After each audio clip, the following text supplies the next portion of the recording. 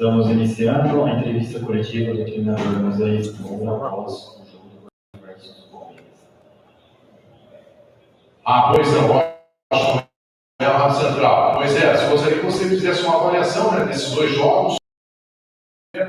Não ficava 2 partidas sem sofrer gols. E hoje jogou de igual para igual contra, para muitos, um dos melhores times do Brasil. Essas 2 semanas a gente trabalhou bastante com a coordenação defensiva, as seleções, a qualidade dessa equipe.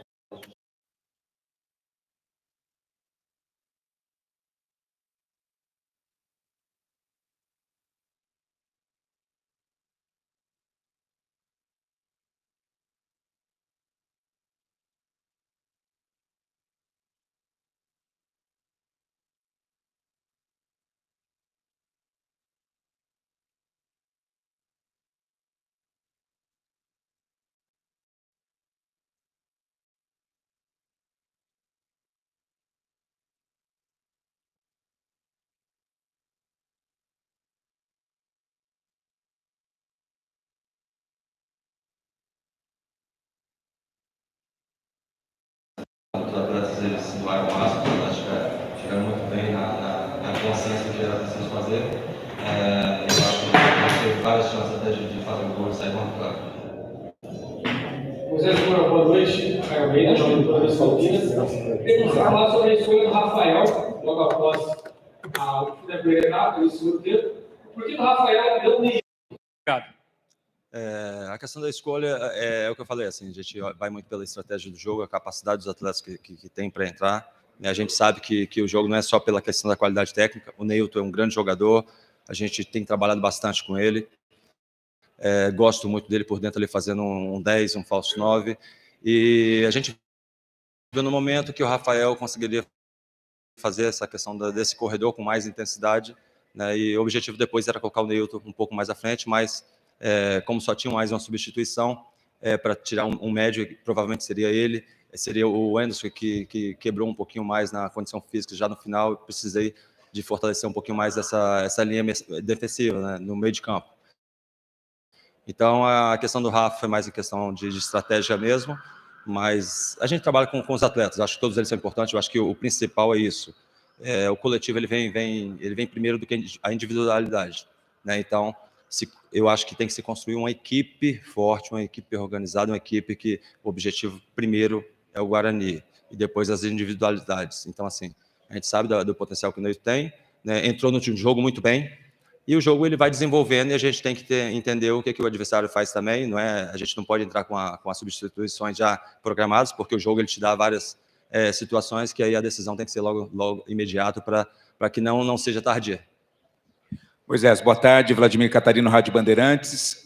Ao final da partida, a torcida toda aplaudiu, né? Foi um gesto muito bonito do torcedor, reconhecendo que a equipe jogou de igual para igual contra o gigante, que é o Palmeiras. No final das contas, a classificação mostra que o Guarani terminou à frente do Santos, por exemplo.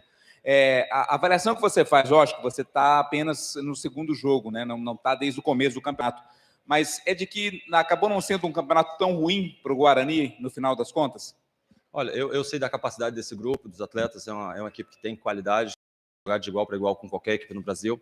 É claro que o futebol hoje ele evolui muito na parte física, na parte estratégica, no entendimento do jogo, e é claro que quando você joga com um adversário como o Palmeiras, você tem que ter alguma precaução.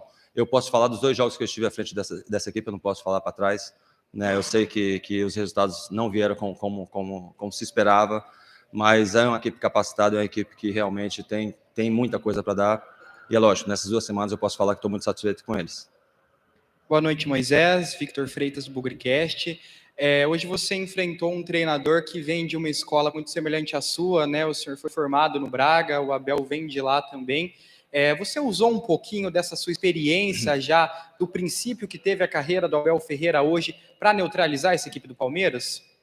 Não, na verdade, assim, a gente sabe que o Abel tem muita capacidade, ele já demonstrou isso, ele não precisa mais falar do Abel, porque todos sabemos a condição que ele tem.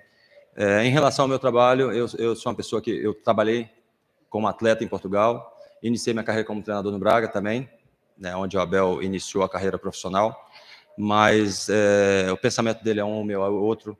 né, se tem uma metodologia que o Braga trabalha, e isso é muito bacana, porque começou a formar não só atletas, mas como treinadores, não só o Abel, mas o Rubem Amorim, que está no Sport de Lisboa, tem o Arthur Jorge, que hoje é o treinador principal do Braga.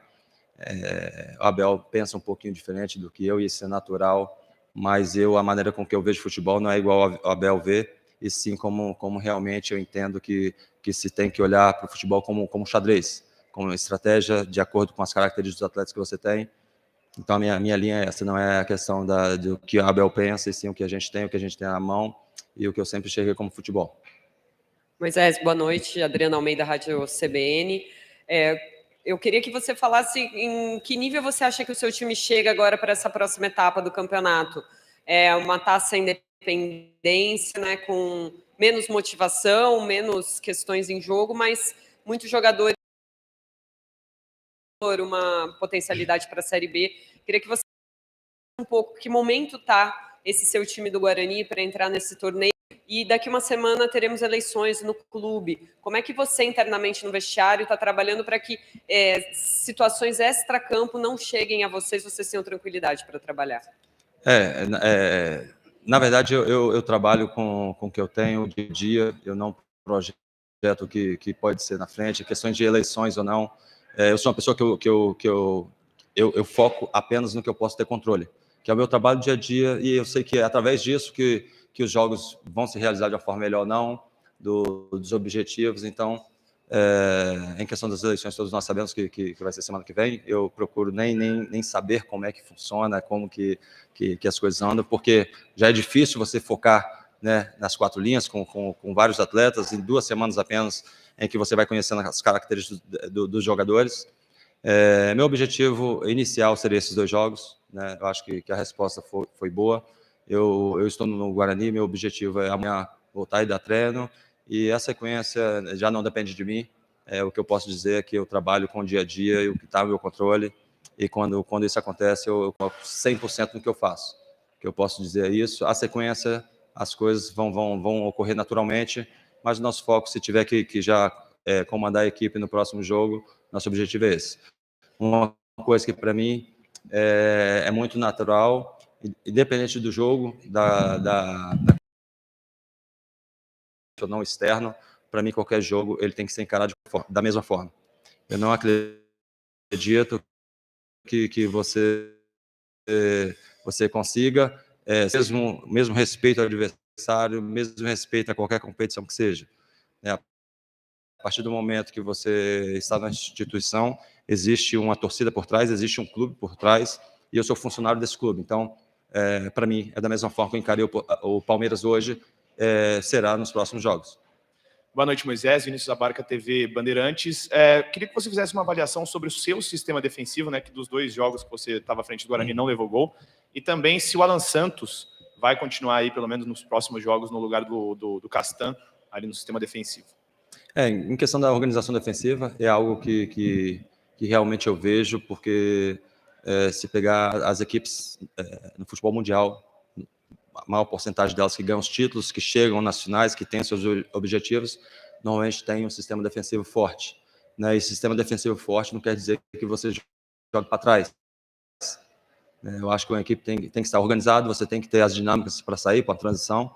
Então, tem uns momentos, um momento de organização defensiva, organização ofensiva, as transições e também a bola parada. Então, eu não vejo o futebol você se preparando apenas para jogar controlando o jogo, porque quando você quer aumentar o nível, um jogo como esse, você tem que estar bem preparado para sofrer também, para buscar as transições.